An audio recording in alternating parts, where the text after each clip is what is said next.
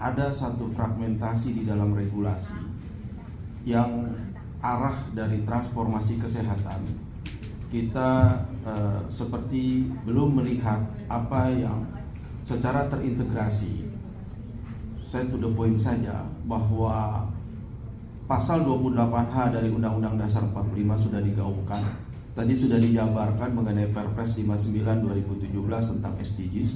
Ada Perpres 72 tahun 2012 yang kemudian sesungguhnya ada Perpres 18 2021 sebagai reinkarnasi dari pasal 3 ayat 2 di dalam Perpres 72 tahun 2012. Jadi tidak ada hal yang terbuntukan di dalam pengembangan perencanaan tersebut. Kemudian ada juga Perpres 18 2020 yang terkait RPJM yang kemarin saya berbicara di Bappenas juga. Ada salah satu sisi yang negara jangan sampai terlalu banyak ongkos karena hal yang terkait kepada ketenagaan itu banyak multisisi. Tadi saya menyimak apa yang disampaikan oleh Prof. Adam. Ada satu hal Pak Dedi dan Bapak Ibu semua, bahwa di dalam transformasi kesehatan Perpres 72 tahun 2012 itu sangat mulia sekali. 6 transformasi, salah satu yang sekarang ini adalah transformasi SDM kesehatan. Tapi sudahkah kita melihat di Undang-Undang 12 tahun 2012 pasal 94, pasal 15, 16, 17 yang itu menjadi rincian bagi Undang-Undang 36 2014 tentang tenaga kesehatan. Dan itu yang menjadi ruh atau marwah dari transformasi kesehatan. Kalau boleh dibilang adalah sebuah perubahan. Kullu man 'alaiha fa'an. Semua mengalami perubahan. Yang tidak berubah adalah perubahan itu sendiri.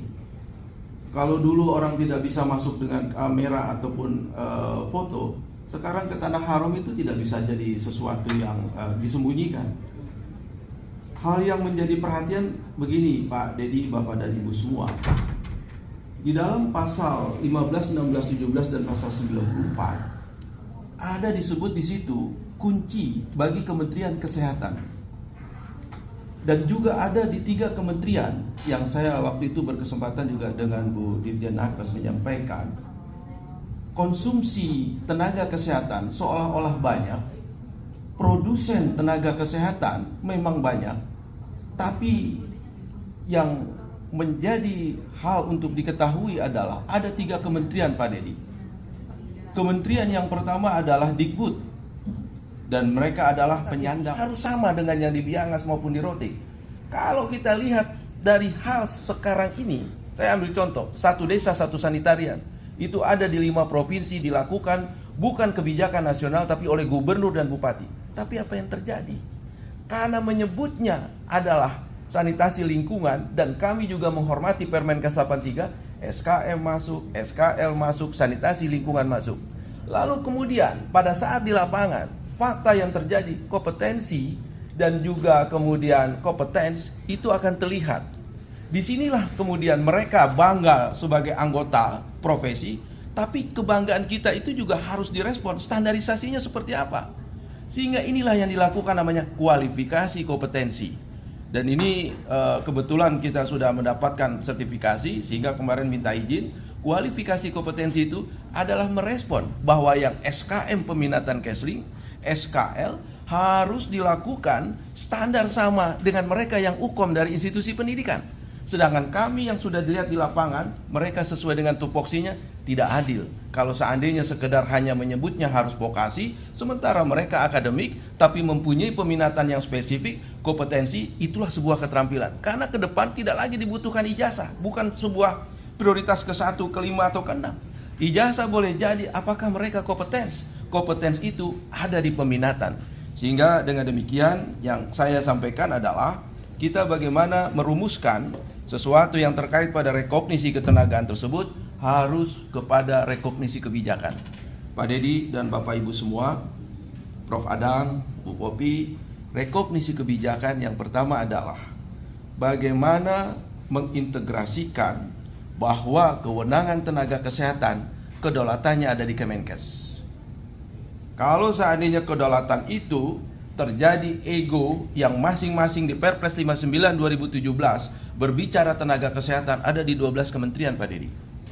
Kalau seandainya 12 kementerian berbicara tenaga kesehatan, walaupun produsennya adalah Kementerian Pendidikan Kebudayaan, Kementerian Kesehatan, dan Kementerian Agama, tapi aromanya di lapangan mereka tidak bersinkronisasi bersama Kemenkes. Inilah yang merepotkan antara SIS-DMK dengan data di Konsil. Konsil menggunakan STR, SIS-DMK menggunakan Paskes. Jadi sekarang saya setuju interoperability itu dilakukan dengan mengintegrasikan satu data, yaitu lewat SIS-DMK. Jadi itu Pak Dedi, yang terakhir saya berharap bahwa Undang-Undang Tenaga Kesehatan adalah sesuatu yang sudah menjadi dasar untuk pijakan. Tapi saya yakin yang bekerja tupoksinya hanya lebih kurang 28% menyelenggarakan tupoksi TSL, tenaga sanitasi lingkungan. 58%-nya mereka mengerjakan tupoksi tambahan, 10%-nya tupoksi lain. Negara rugi.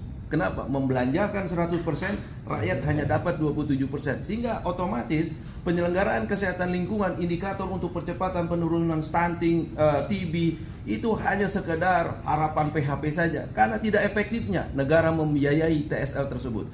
Sehingga dengan Konsil dilakukanlah data. Kenapa begitu? Karena ternyata kami ada dari vokasi, ada dari akademik, dan mohon izin bahwa yang akademik kita coba tes, belum tentu sama. Kalaupun sama, mereka sudah berpuluh tahun melakukan tupoksinya itu, baru mereka mempunyai kemampuan. Sehingga dengan rasa adil dan bijak, karena nama saya Arif dan bijaksana, sehingga saya mengatakan kami terima mereka sebagai anggota, tapi mereka harus mempunyai kualifikasi kompetensi. Dasarnya apa? Ada di dalam pasal 26. Bahwa kualifikasi kompetensi tidak hanya institusi pendidikan, tapi juga bisa dari rekognisi mereka punya pengalaman, RPL, bisa juga dari kemampuan keahlian. Itulah yang kami lakukan di Undip, di Unair. Sementara kami berharap dengan Kemenkes, sehingga kami setelah dapat LPP akreditasi unggul akan menyelenggarakan itu, sehingga pengakuannya secara nasional. Tidak kucing-kucingan, tidak malu-maluan, tapi malu-maluin juga tidak. Terima kasih Pak Dedi. Assalamualaikum warahmatullahi wabarakatuh.